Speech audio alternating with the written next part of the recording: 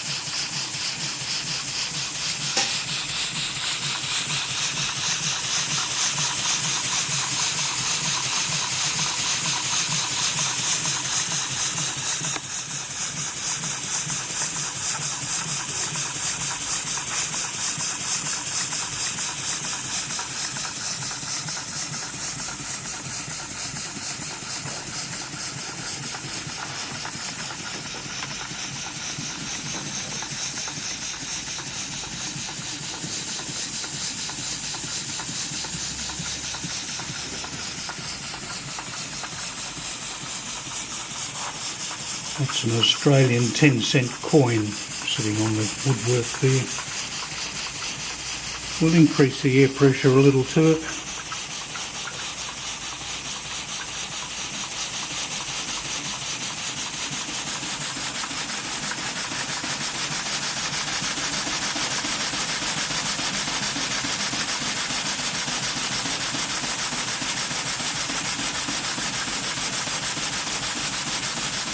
Been a lot of fun to build it.